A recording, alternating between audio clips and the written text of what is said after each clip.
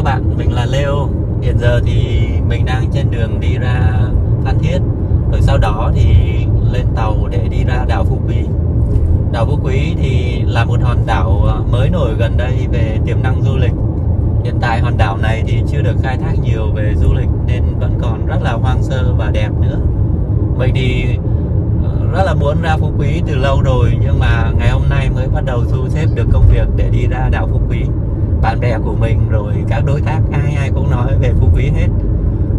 Thực ra thì mục đích của mình đi ra Phú Quý lần này thì không phải là để đi du lịch, mà là để đi ra tìm kiếm cơ hội đầu tư ở ngoài Phú Quý.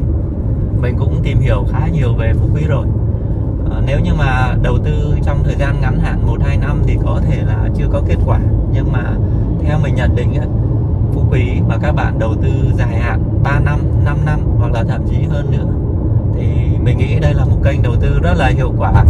Biết đâu đó một vài năm sau Phú Quý lại trở thành một Phú Quốc thứ hai thì sao? Nhân tiện đây thì mình cũng làm một cái vlog về du lịch tại đảo Phú Quý. Đây là lần đầu tiên mình làm vlog nên còn rất là nhiều cái thiếu sót cũng như chất lượng nó chưa được cao. Thì mong rằng các bạn ủng hộ mình, cho mình một like và một subscribe để mình ra thật là nhiều video hay và chất lượng hơn. Cảm ơn các bạn nhé.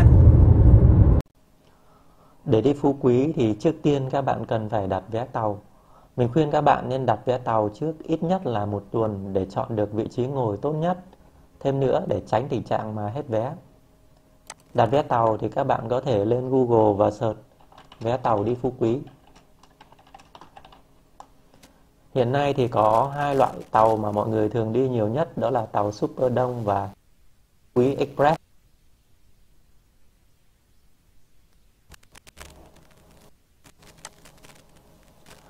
Đối với tàu Super Đông, các bạn kéo xuống đến phần giá vé và chặng Phan Thiết Phú Quý, nhắc vào chi tiết. Giá vé của tàu Super Đông thì khoảng 350.000 đồng. Tuy nhiên thì tàu Super Đông không có giường nằm mà chỉ có ghế nằm thôi.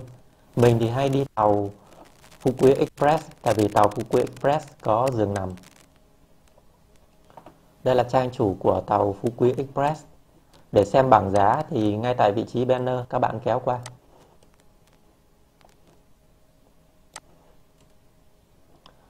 Đây là bảng giá của tàu Phú Quý Express.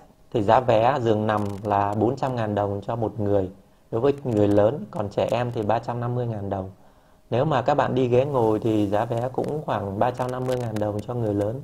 Giá vé tương đương với giá vé của tàu Super Đông. Các bạn vào mục đặt vé.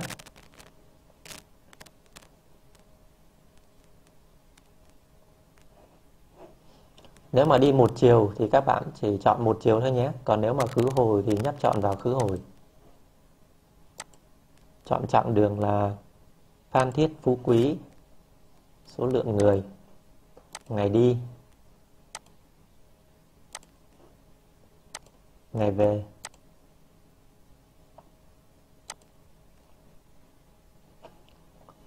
Thì theo như lịch khởi hành thì vào ngày 12 tháng 7 thì giờ khởi hành sẽ là 5 giờ 30 sáng.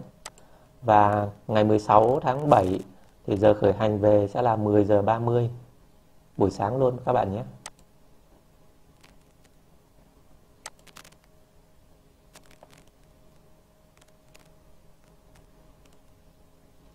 Đây là sơ đồ ghế.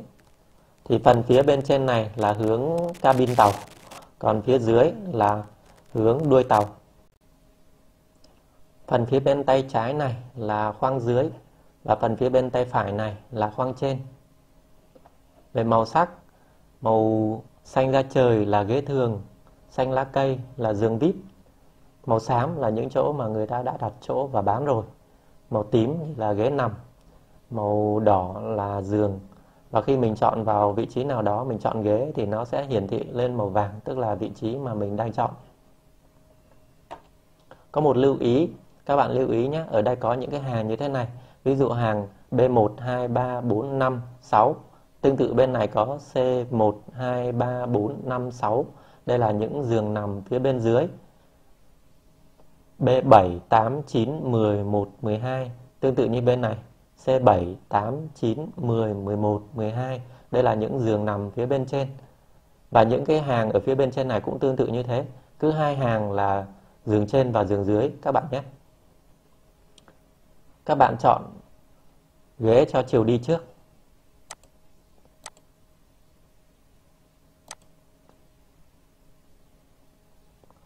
Sau đó thì nhấp sang phần chọn ghế cho chiều về.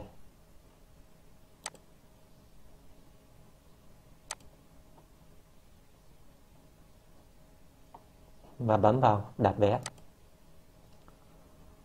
Và đây, các bạn điền đầy đủ thông tin về các hành khách vào đây nhé. Sau khi điền đầy đủ thông tin xong thì bấm vào đặt vé. Còn về vấn đề thanh toán thì ở đây có chính sách thanh toán.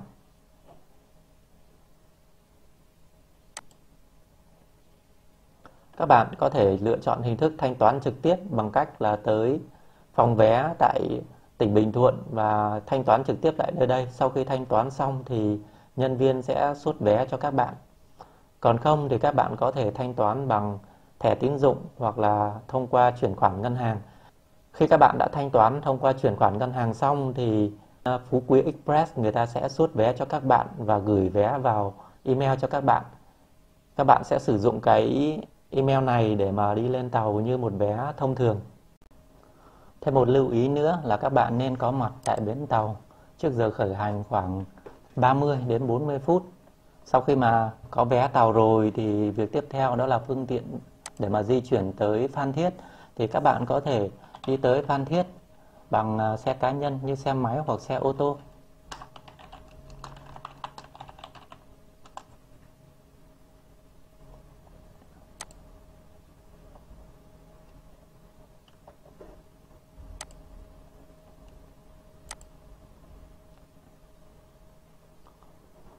Quãng đường từ thành phố Hồ Chí Minh tới Phan Thiết thì khoảng 175 cây số và mất khoảng 3 giờ 30 phút nếu mà các bạn di chuyển bằng xe ô tô và đi trên đường cao tốc, sau đó thì đi ra tới quốc lộ 1A. Còn nếu mà đi bằng xe máy thì thời gian sẽ mất dài hơn. Các bạn sẽ đi theo hướng xa lộ Hà Nội và sau đó thì lên quốc lộ 1A. Ngoài ra thì các bạn cũng có thể đi bằng xe khách Phương Trang để tới Phan Thiết.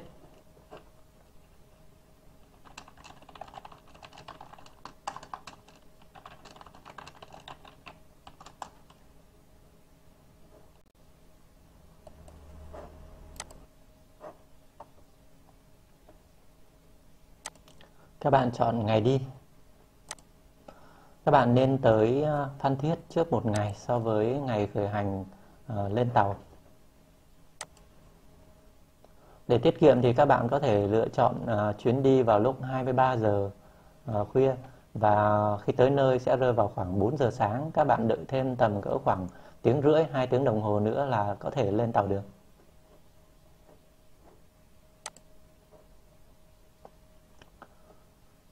Giá vé cho một người thì 160.000 đồng cho một người đi từ bến xe miền Đông tới bến xe Bắc Phan Thiết.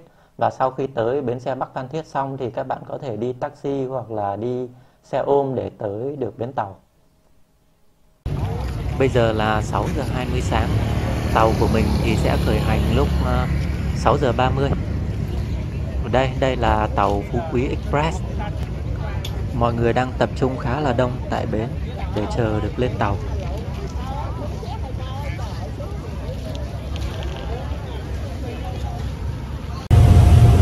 Hiện tại thì mình đang ở trên boong tàu. Trên boong thì tập trung mọi người rất là đông, mọi người đang check-in rồi ngồi hóng gió ở đây.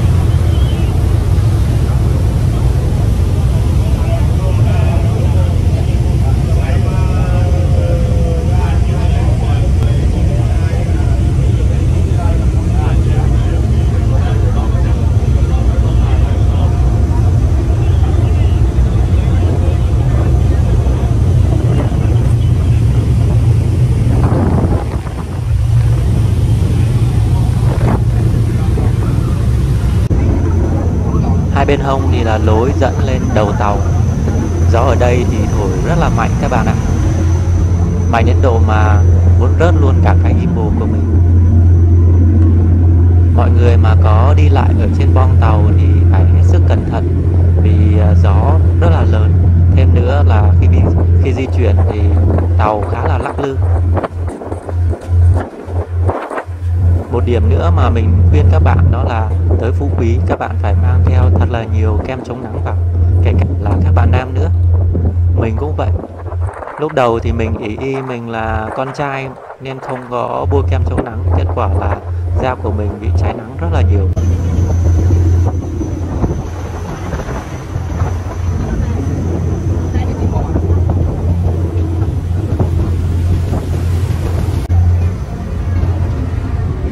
Đây là lối dẫn từ boong xuống khoang dưới. Theo mình thì các bạn nên đặt giường nằm khi mà đi. Đặc biệt là đối với những cái bạn mà đi xe Phương Trang từ khuya ngày hôm trước, sáng sớm ngày hôm nay đã phải có mặt tại Phan Thiết rồi. Nếu mà đi giường ngồi rất là mệt, trong khi đó chỉ bỏ thêm khoảng 50.000 nữa thôi. Lên tàu ngủ một giấc khoảng 2 tiếng rưỡi là tới Phú Quý. Như thế thì sẽ rất là khỏe.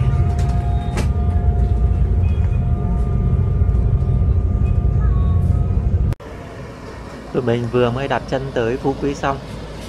Phòng thì tụi mình đặt tại nhà nghỉ Hướng Dương. Nhà nghỉ này thì được cái gần ngay bến cảng nên đi lại rất là tiện. Giá thì tầm cỡ khoảng 300.000 đồng cho một đêm. Các bạn cũng có thể thuê xe máy ở đây với giá khoảng 100.000 đồng cho một ngày. Phòng ở đây thì hơi nhỏ nhưng mà được cái khá là sạch sẽ, gọn gàng. Chị chủ thì rất là dễ thương và nhiệt tình nữa.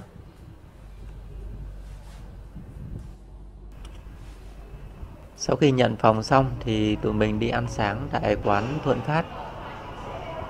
Do đi tàu cũng khá là mệt nên tụi mình muốn kiếm gì đó ăn nhanh để về còn nghỉ ngơi nữa. Tụi mình kêu ra 2 tô bún bò. Theo cảm nhận thì bún bò ở đây ăn cũng được và giá thì cũng tương đương với giá ở Sài Gòn.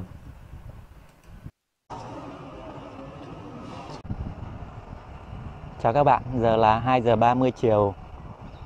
Mình vừa mới ngủ dậy xong, bây giờ thì đi kiếm quán nào đó để ăn trưa. Mà giờ cũng khá trễ rồi nên hầu như các quán tại đây đều đóng cửa. Mình tìm được quán Hải Thắm này vẫn còn đang mở.